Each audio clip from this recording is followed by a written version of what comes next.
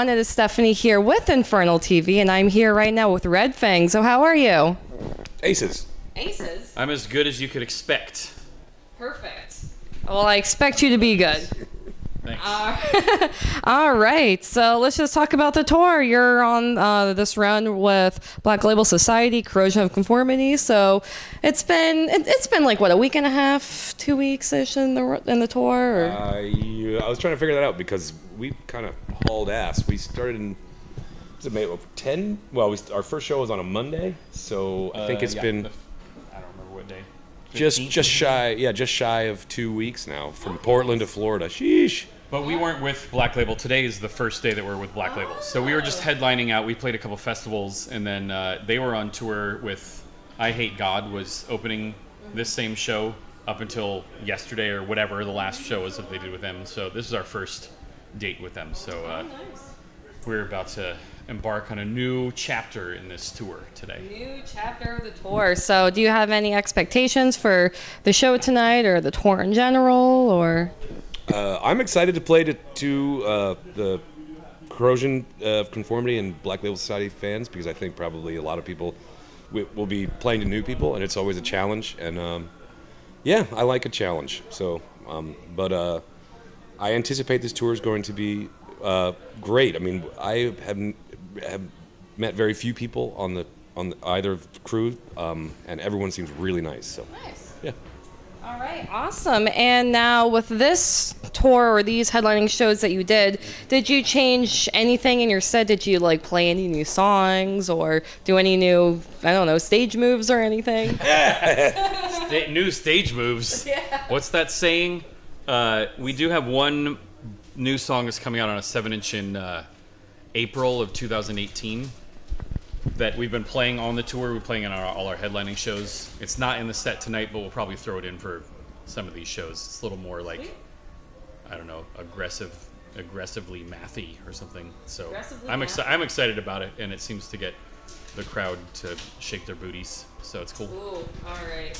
Well then, It's bacon skateboards. And it's for charity for children. It's a children's cancer charity. Children's cancer charity. Yeah. So I believe it's a limited release 7-inch, and I think it's a bundle where you get a 7-inch and a skateboard. And I think the skateboard says Red Fang on it. I'm pretty sure. Yeah, I think it's got like art specific to the, it's a bundled thing. It's like art made specifically for the release. So. nice. Will you be riding the skateboard on stage while you play the song? No. That would be the last time that I ever did that. I had first day last. Yeah. I had a skateboard. I think I got it when I was 12, and I destroyed it when I was 12 and a half because I was so bad at it. I broke it over a fire hydrant. Perfect. Because I was just shredding so hard. No, I was horrible. All right. Well, now let's, I guess, rewind back to the beginning of the days of Red Fang. Now, because you all tour, it seems like you tour all the time. So, and you're always just constantly, doing stuff within the band. So, when you first formed and first started, did you picture yourself touring so much and releasing music constantly, or what were your expectations? I think, I'm pretty sure I can speak for everyone when I say that we did not, and no one harbored any thoughts that we would get to do this as a job. It's crazy, because we'd all been playing in bands for 15 or more years, touring. I mean, we're going out there for $50 and a drink ticket for 15 years. So I just love it. If I'm not in a band, I go bonkers. So anyway, to be able bonkers. to more exactly. I mean, I'm not saying I'm not bonkers, but anyway, yeah, it's exciting. It's great, and it's been cool to see how the band is growing, and we're growing very organically. It's very slowly, and it's cool because I feel like the fans that we have are really dedicated to our band, and so I think we're really lucky, and it's they give us longevity, so we still get to do it. It's crazy. Yeah. Oh, yeah, that's awesome. And now, I mean, you've, once again, toured a lot, toured for many years. Do you have any favorite places to play? Like, we were discussing Tampa before the interview. I mean, are there other specific places that are memorable or that you just enjoy being in? Yeah. There's a lot of like very memorable shows. I can't say that I have a favorite. Like, there's not one town or a country or whatever that's my favorite, because sometimes you'll have a great show in some city and you go back a year later and it's kind of like, wait, what? Wasn't the last show here really good? And it's, you know, it's just wherever the crowds are the most enthusiastic in giving you back as much as you're trying to give them, because it's, you know, it's a team effort. The show is, it's not just us. Like, we're not up there, you know, we're not a movie. We're not like dancing around just for people to passively take in us as entertainment. So yeah, any show that has that sort of like back and forth and is like just a really good positive energy is going to be my favorite. Awesome. When the crowds go crazy, it makes it easier for me to play, because I feel like we're all in it together, and if I screw something up, I'm like, they don't care. We're all freaking out. It's like, it's more about the energy. For me, it's more about the energy on stage and in the crowd than it is about perfection. I mean, no one ever accused us of being perfect, I'm pretty sure. But yeah, it's about that freak out, man. You know, so. Awesome. And now let's go ahead and talk about the red wine. Anything that you know, can promote, like, you know, the different notes in the wine, or why you all decided to have wine? Yeah. Sharp. It's got a lot of F sharps. Or is it F flat? It might be F flat. Well, it's not sparkling, so it would be F flat. Yeah. Bada bing. It's yeah, red. right. It comes in a wine bottle that has a Red Fang skull on it. Have you tasted it? I haven't tasted it. I certainly have. I tasted the Tell me about shit what out it of tastes it. like. Yeah, we did the wine release maybe 2 days before we left on tour for this tour, and it was super fun. If people came, we did some DJing, and people came out for the release, and they got a corn dog and a wine glass with metal horns, and 2 glasses of the Red Fang Red, and the wine is it's a great. I'm not an aficionado at all. I mean, I just, I drink things that I like, and if I don't like it, I won't. So anyway, but I will definitely. I would exactly. How dare you? But yeah, it's very drinkable. And apparently, people ask what style of wine it is. It is a hybrid. It's got. I don't think there is a name for it, because it has so many different grapes. We're from Portland, Oregon, and it's wine country. You wouldn't think, but like a lot of the fancy grapes that people consider like a French wine, the terrain around Oregon near Portland, within half an hour, east and west, are really fertile grounds for wine. So anyway, it's a new thing. Apparently, it's got I can't tell you what all the grapes are. Some of them I couldn't pronounce. No idea. Anyway, it's a mongrel basically. It's a mutt. It's like but it's a delicious mutt.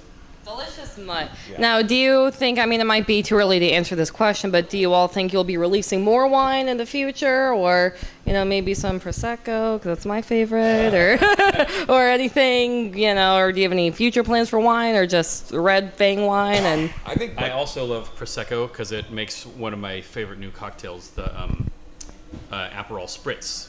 Oh, I love an Aperol cocktail. Spritz. I do not It's know that cocktail. one of the best summer cocktails you can have. Oh, okay. And it invented in Venice, not Venice, California, but Venice, the whatever, Italy one, yeah. the Disney one. The soaked one, yeah. But yeah, it sort of, I guess, depends on how this one goes. If there's enough demand for it, I think that Prosecco is a great idea. I like that. Let's do it. Let's do it, yeah. It reminds me of, I had a Prosecco or a Aperol Spritz with Jens and John on the, whatever that river is that goes through Hamburg. And it's a nice sandy beach, and it's except for you looking at industry, there's oil tankers going by. So it's like industrial vacation. It's like Tacoma. Yeah. Pretty ugly. But yeah, I would think, or maybe a white, maybe we could talk about doing. I don't know. Then we'd have both kinds. Yeah, both. Yes, do both. You two both sing and play an instrument in the band, so I've always wondered how difficult that is. you know, when you play live and you have to do this or do this and then sing on key and make sure you're not messing up? Like, how difficult is that, or do you just get used to it over time? It depends.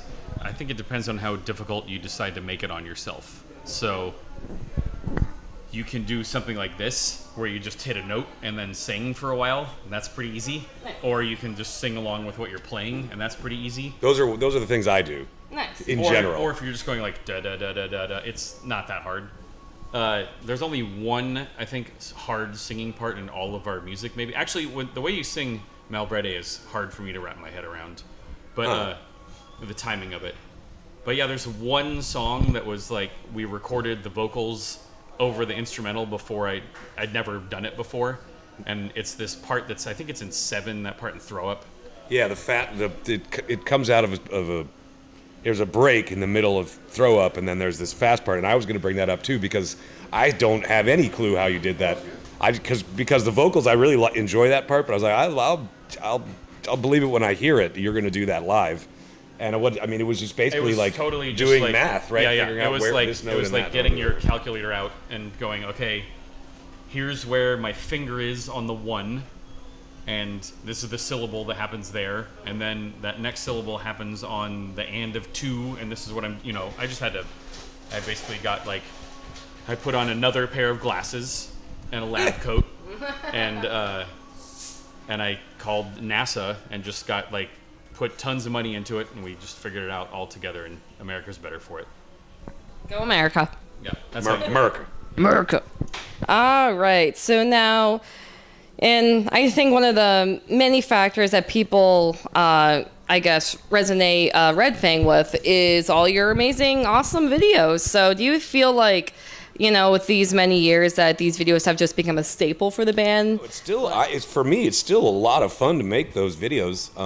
We're just lucky that Whitey McConaughey is the director for the majority of the videos, like Prehistoric Dog and Wires, and he's got a great sense of humor, and I think those are all his ideas, and I think that, you know, he's always coming up with ideas, and I think that sometimes he'll come up with ideas and say, now what characters do I want in this video? Who's going to sell this video? And so he'll be like, oh, these knuckleheads, you know, and so he created these sort of personalities for us, and they're sort of vaguely based on our personalities. And I don't, you know, he didn't make us stretch much. You know, it's like, all right, these characters drink beer and occasionally run somewhere, or, you know, he's not asking us to do much, which is great. And but the running part, that's not reality. No, that doesn't really happen. I mean, you don't look like you're running right now. Yeah, no. CGI. Nice. And well, we have come to the last question, and I'm going to let you both take this. Just look at the camera and say something nice, or say whatever you want, you know, if you want to promote anything, or it's all yours. What? Something nice? Something oh no. Nice. Say something nice. No, say something mean. Okay. You guys look really good today. I hope you enjoyed your breakfast. Yeah, I don't know what is your outfit, or you did something different. Have you been to the salon? I don't know. You look great. Don't go changing. All right, everybody. Thank you so much for checking out this interview. Red Fang is on tour with the Black Label Society, Corrosion, Conformity. If it's coming anywhere near you, check it out. Releasing a 7-inch in April. Definitely get that because you get a skateboard and you are helping children with cancer.